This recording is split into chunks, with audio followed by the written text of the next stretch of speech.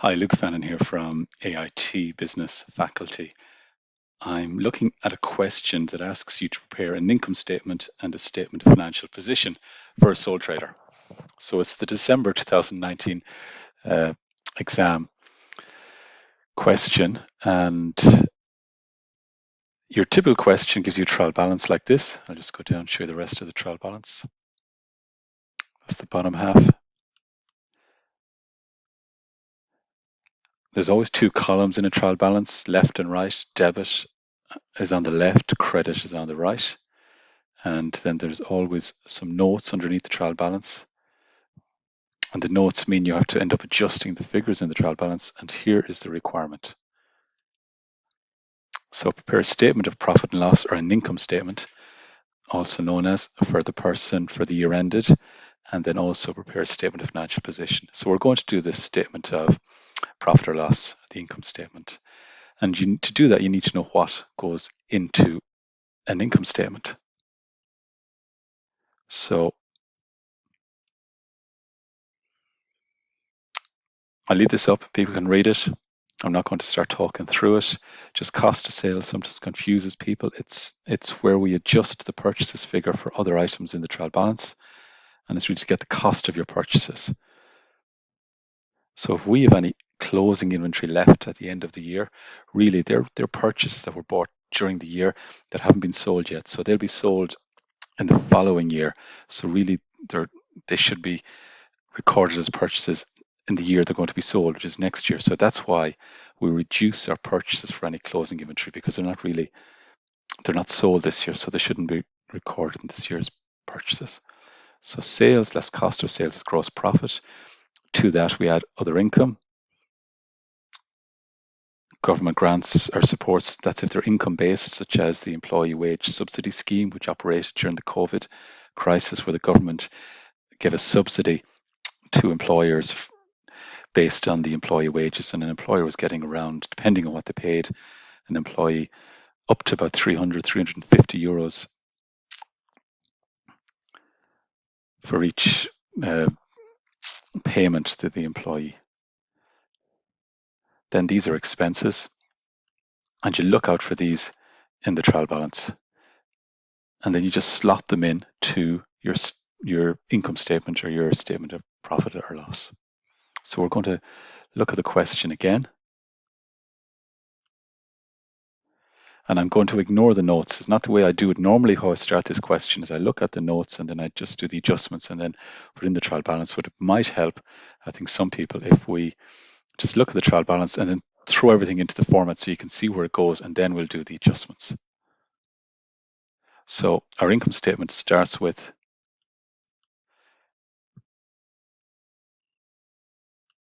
sales less cost of sales equals gross profit. So let's go up here and we find down here our sales, and next our cost of sales. So here are cost of sales items, customs duty, which is cost of purchases, carriage in, purchases 63,790, and opening inventory at the start of the year 41,250. So all of those items go in cost of sales, as does the closing inventory figure.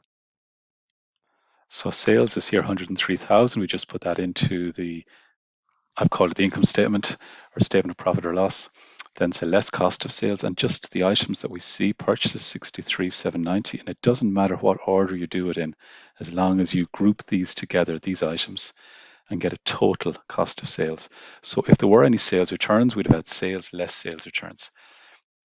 This includes most cost of sales items. The only other thing that I could think of may be an item like purchase returns, and if that was in here, if there was purchase returns in the trial balance somewhere, it would go in here as a minus. It would be purchases less purchase returns, because purchase returns reduces purchases. It would be minus figure like closing inventory. So put in the 1, 2, 3, 4, and we had on the next page, we had closing inventory, 5 items, 1, 2, 3, 4, 5 from the trial balance and 1 from the note, your closing inventory. That's our cost of sales. Next is our other income. So here are notes again. There's our cost of sales. You're looking for these items. Other income will say items received or earned. such as interest, rental income.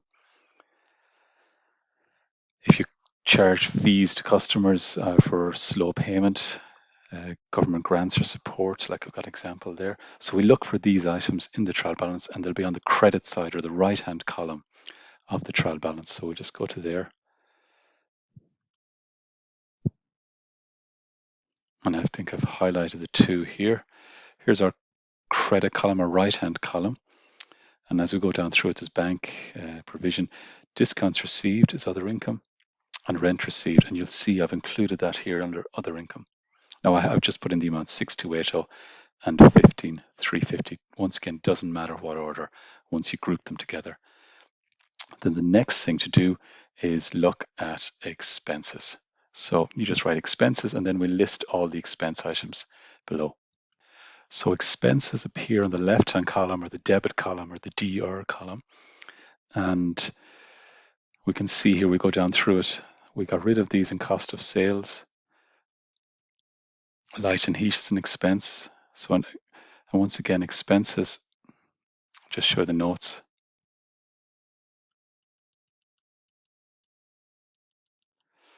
The costs of running the business, so the day-to-day expenditure. So when you spend on items that get used up in the day-to-day running of the business, and there's examples of the things we commonly or usually see in the trial balance.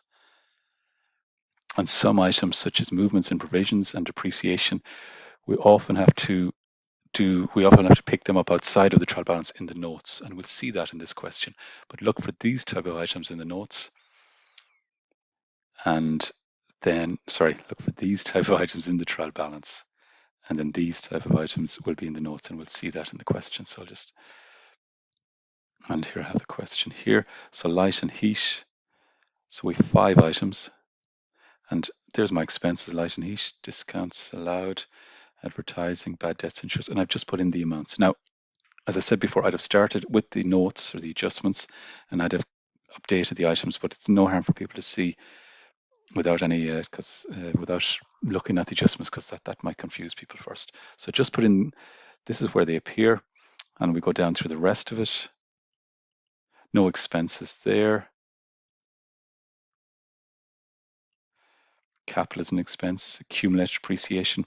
Depreciation is an expense, but accumulated depreciation, which here is on the right-hand side, that's a record of the old depreciation, which is the loss in value of an asset over its life. So it's the current year's. So we're doing it for 2019. We need down here, we're told this is accumulated depreciation up to the start of 2019. So that doesn't include any for 2019. We need to calculate what the depreciation expense will be for January to December 2019. And that's what's asked down here. So this is another expense that we need to calculate. And then there's a provision for bad debts. And anytime there's a movement in the provision for bad debts, we have to, that affects expenses. So there are 2 other expense items here: provision for bad debts and there may be other ones here. If I look down through it, advertising prepaid affects advertising, we've already done. Electricity bill, we've already looked at electricity. In light and heat, advertising, already looked at. So these notes are just going to adjust the figures.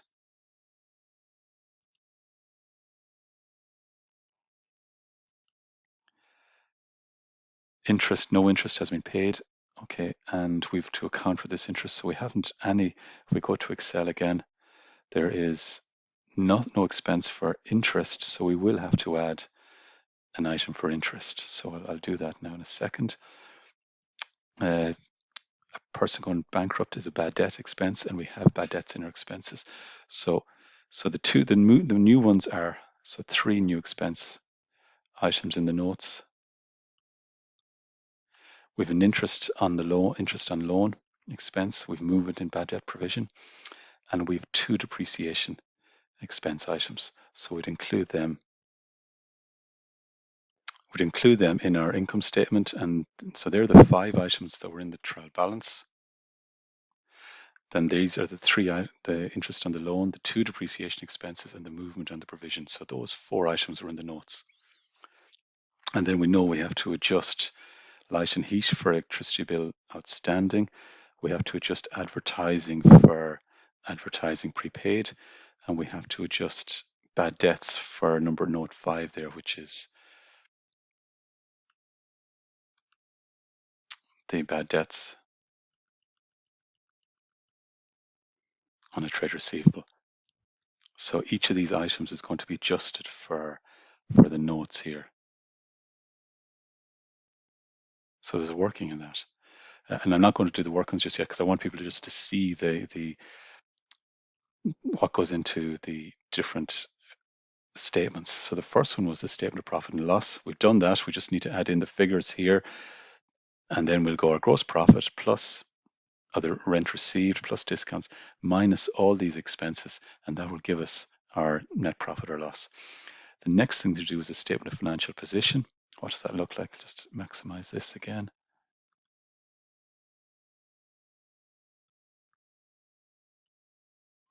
And there are three parts to that. Assets, which is the top part, and assets equals equity plus liability. So assets are the resources the company owns that have value, and the second or the bottom part of the statement of financial position used to be known as the balance sheet.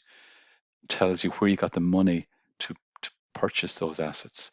So you will have borrowed some, and the other share of the assets comes from the owner's interest in the business, the capital they've invested, less any capital they've taken out as drawings. And also in that is the owner's profits that have been, kept in the business, the retained profits.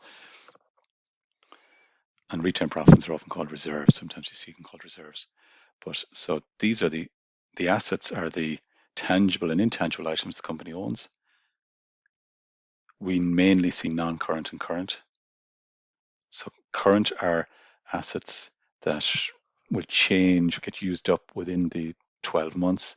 Non-current are tangible assets or assets that, examples there, that last longer than a year.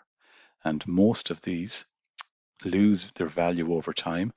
So we have to record an expense each year for that loss in value due to being used. That's called depreciation. And land normally does not get depreciated because land is the one asset that doesn't lose its value over time. Unless, of course, you had a quarry and you were digging a bit away, but then it wouldn't be recorded as a non-current asset. It would be a different type of asset. So, and the other type of assets are here, and we won't see that much of them in first year. Equity then is next, and we have three lines always in equity. So the total assets, the top part, then what we say is where you got the money or to buy those assets. Equity is the money from the owner, their capital, their money invested, less money taken out or less resources taken out, plus their share of profits in the business. And then your liabilities, the money that you've borrowed either from banks, such as a long-term loan greater than a year, non-current, and then current. And these are typical ones you see. Payables, so we look for payables, bank overdrafts, accruals. And the big thing is liabilities are always on the credit side or the right-hand side of the trial balance. Capital is always on the right-hand side. Drawings will be on the left because it's a reduction in capital. Assets are always on the left-hand side or the debit side of the trial balance. So what we do now is we go back to the trial balance and see can we identify non-current assets. And as we go down through it, we can see our non-current assets here.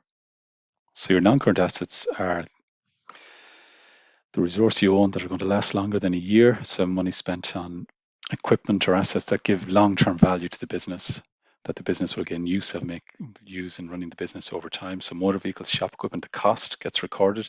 The accumulated depreciation is their fall in value over their life. So as you can see here, we have three columns for non-current assets. The cost gets recorded. The accumulated depreciation reduces that, and then we're left with a net book value. And these figures, the accumulated depreciation will be increased because that's up to January 2019. We need to add in the next 12 months for the 2019. So we're going to end up increasing those figures. And sometimes the notes will end up adjusting the cost as well. But that's where they go, depending on that. Now, the other Current assets, well, here's one, trade receivables. All the assets are on the left. Now, the reason they were on the right is because they reduce the asset, but normally we see the assets on the left. So trade receivables and payables, the asset is on the left, receivables, payables is the liability on the right. So our current assets are things like cash, bank will be an asset if it's on the left-hand side, it'll be a liability if it's on the right column, in the credit column of the trial balance. Receivables, and they get reduced for provision for bad debts. Inventory at year end, so your closing inventory, which is the one below the trial balance. You ignore the opening inventory. It's not put into any assets. It only goes into cost of sales. And any prepayments. And the prepayments are, so the inventory and prepayments will always be in the notes. Well, not always, but generally they'll be in the notes to the trial balance. And the others, such as cash, bank, receivables, and provision for bad debts, will be in the trial balance. And there may be detail in the notes on that you have to adjust the provision for bad debts. So let's see here now. Here's our trial balance. And trade receivables on the left. Here's closing inventory. In the notes here, we see advertising prepaid goes in. If we come up here, looking on the left-hand side, well, but then again, we know that provision for bad debts reduces our receivables, and that's 95. So that goes into your current assets as well. So trade receivables, whatever they were less, your provision for bad debts gives you 9405. Closing inventory goes in, which we get from down here. And it tells us advertising prepaid was 250. So we'd put 250 in there. So that's how you fill up your current assets. This bad debt provision is going to be adjusted, as is the receivables figure. If we look at the notes, note 5 tells us the trade receivable has been declared bankrupt, which means we have to reduce our receivables by 200. The provision for bad debts is 2%. So when the new bad debt provision will be 2% of the reduced figure. So when we go to,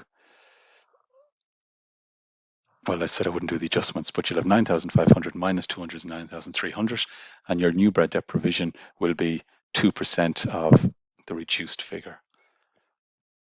Next, what goes into your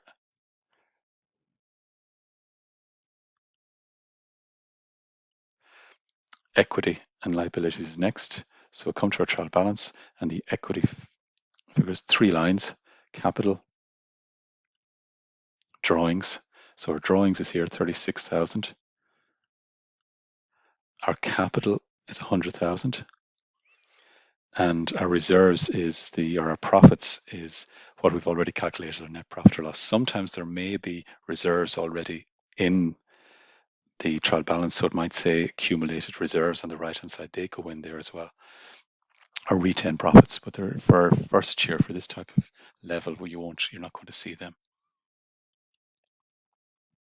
So if I come down here then to my equity, your capital is 100,000, your drawings is 36, and your profit or reserve is going to be the answer to part A. Remember, part A was your income statement, your statement of profit or loss. So we'll have to work out part A, and then the net profit or loss comes down here. Next is non-current liabilities and current liabilities.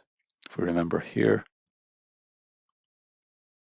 your liabilities have 2 types: non-current, long-term liabilities greater than a year, usually loans, maybe leases sometimes as well.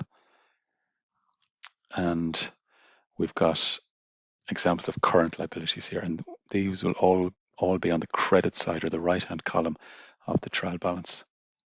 So payables, bank overdraft, they're normally in the trial balance. And then the accruals, which is an amount owing at year end, such as rent due, wages outstanding, these items usually are in the notes and you have to adjust for them. So if we look at the trial balance, here's the first. So we look at our trial balance. The credit side, bank is here, so that it'll be bank overdrafts on the credit side. So that'll be in our current liabilities, our short-term liabilities less than a year. Discount, I don't know why I have that highlighted, I shouldn't have. That was income. So, okay, a 15-year-old loan is a long-term loan that gets shown in non-current liabilities. And sometimes you won't have to ever do it, but you'd have to divide up a loan like that as the amount payable within 1 year and the amount payable after more than 1 year. And the amount payable after more than 1 year goes into the non-current liabilities. And the amount payable after 1 year goes into current liabilities. But for us, we just put the total amount in to non-current liabilities. Uh, Capital we've done, depreciation. So then payables is here, that goes into current liabilities. And then in the notes, you look for items that relate to liabilities. And here we are here. Electricity bill outstanding, 275.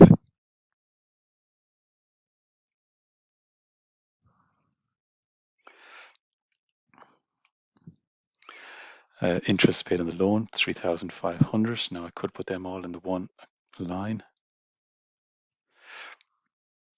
or I could put two lines. I could have below that interest on loan due. Maybe that's a better thing to do. Definitely it's a better thing to do when you type in the wrong amount the first time. So I think I said it was 1,300. It's 3,500 on the loan interest due, which is note 4. That's a liability. We owe that, and we also have to record the expense in our expenses, and the expenses due, or electricity due, or accruals go in here. So they're your current liabilities. So that's where you find items. Now we have to go back and we have to adjust for depreciation, provision for bad debts, and we have to adjust some of the figures for accruals, basically amounts not paid or paid for next year. So that's what I'll do next. So normally when I start the question, so here's the questions, one with adjustments, one without. So when I start a question, I've written here so you can see which is an expense, cost of sales, other income. You won't need to do that once you have a couple of questions done. But I start down here in the notes, and advertising prepaid is 250. So I find advertising here in the expenses and take minus 250 away. And I just write that in there. Then I go down because that 3,000 includes 250 that's prepaid for next year, which is 2020. So we only include the accruals concept is you match your income with your expenditure. So the income earned in 2019 should be matched against the expenditure incurred in 2019. So we shouldn't have any of that 250 in there because that's for next year. So that's why we reduce our prepayments from our expenses. Electricity bill outstanding is 275. So we find light and heat, which includes electricity, and we increase that because we've spent 10,400, but we also know we've also incurred this 275, so that needs to be included in this year's expenses. Once again, matching our accruals concept is the reason we're doing this. And in our expenses, then we show. So in our expense, our light and heat goes up from 10,400 to 10,675. Advertising goes down from 3,000 to 2,750. The other note is the bad debts note. Terry was informed trade receivable had been declared bankrupt, so we need to reduce bad debts. Here's bad debts, or increase bad debts for the 100, for the 200. So note 5 is here, and add in 200 into bad debts for the extra bad debts. So that 1115 is going to go up to 1315 in our solution, and our receivables goes down because we were owed 9,500, but we know that we're not going to get paid 200, so it gets reduced down to 9,300 in our current assets.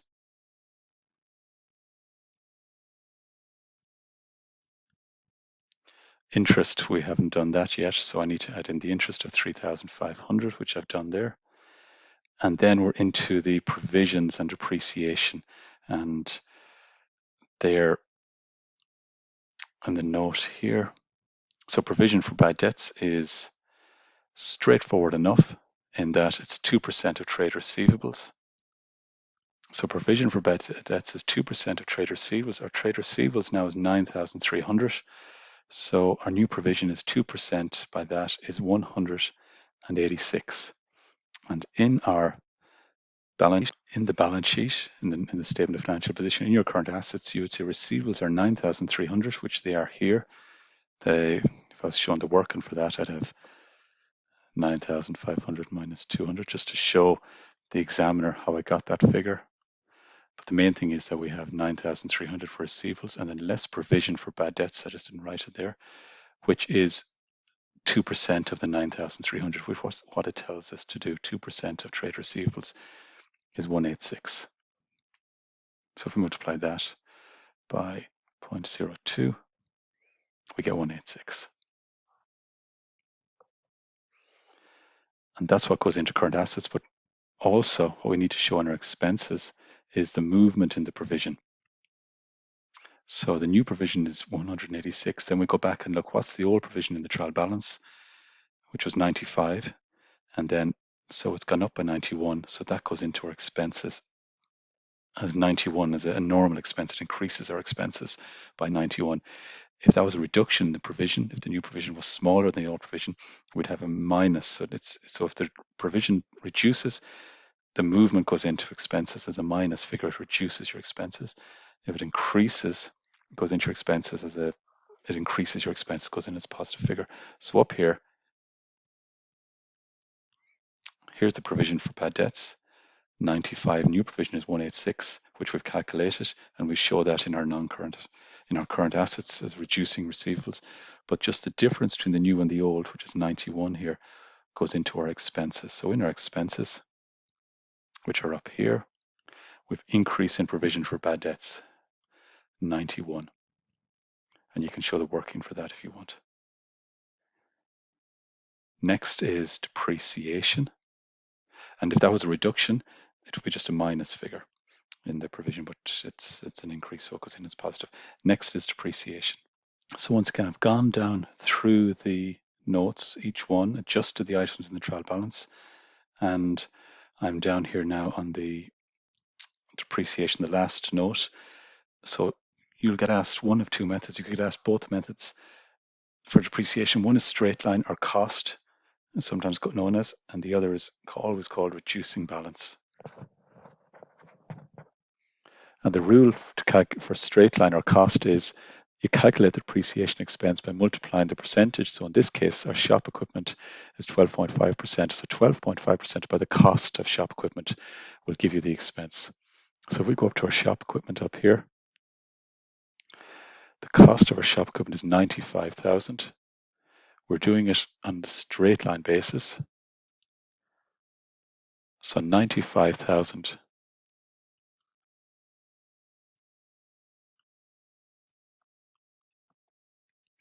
by 12.5% is 11,875. So 11,875 is what goes into our expenses as depreciation equipment. And there's our working. We should also remember that the shop equipment depreciation, accumulated depreciation, needs to increase.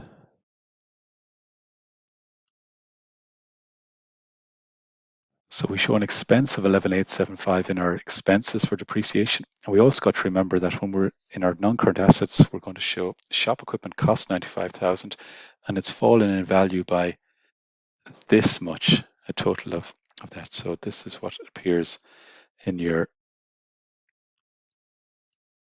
non-current assets. Shop equipment, the cost of 95 minus the 35, which is made up of the 23,750 plus the 11,875. And then we have to do something similar for our motor vehicles, but the rule is different when it's reducing balance. So it's very important that you see there that this says reducing balance. And when it says that, you've got to remember to get the depreciation expense, you multiply the percentage by a reduced cost figure. And the reduced cost figure is cost minus accumulated depreciation. So we're doing it on motor vehicles, so it's 10%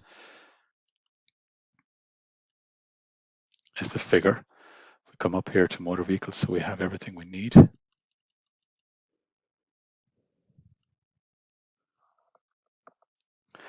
Motor vehicles cost 40,000. We reduce that for any accumulated depreciation.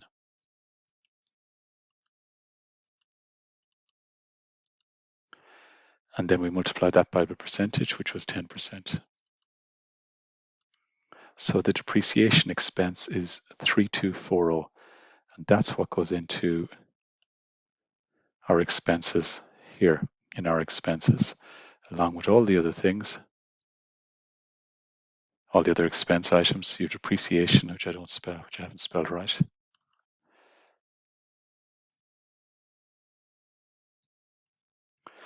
$3,240, and you don't have to write it in.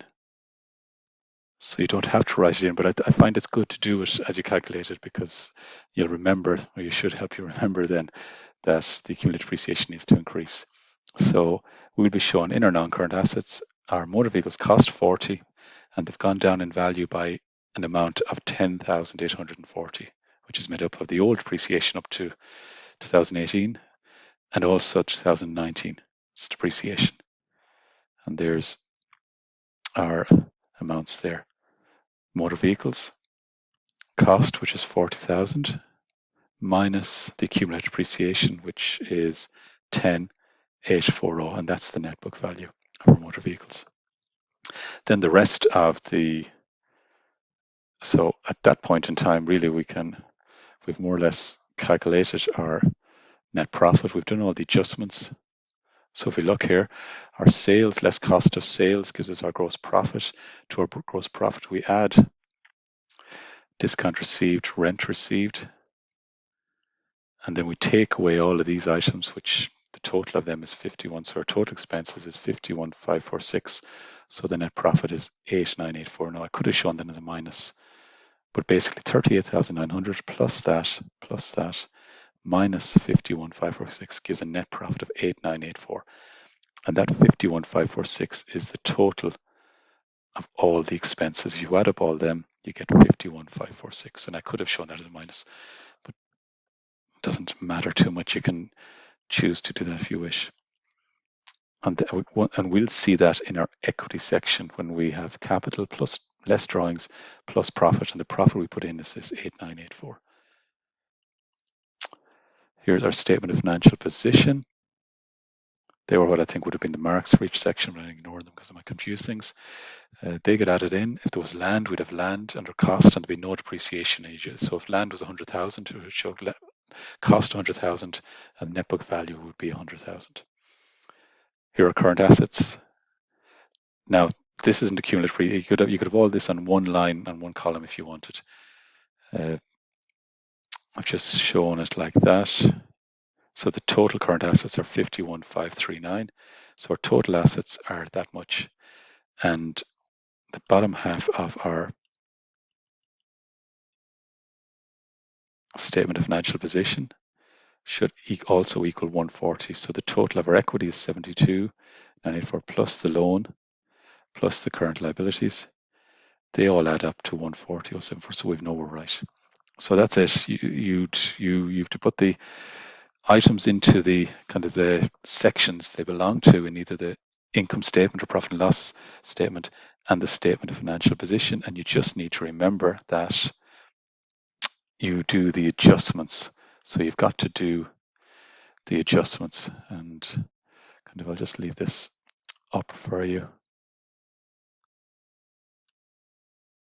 So your starting point is to know which is an expense, which is other income. So I've kind of given you some guidance here on that. If it's on the left-hand side or the debit side, it's an asset or expense account.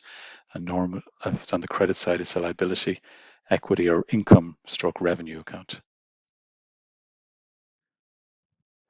You go down through the notes, and if there's any adjustments, you come back up and adjust the figures in the trial balance, and they're the amounts. Then the adjusted amount is what goes into your statements.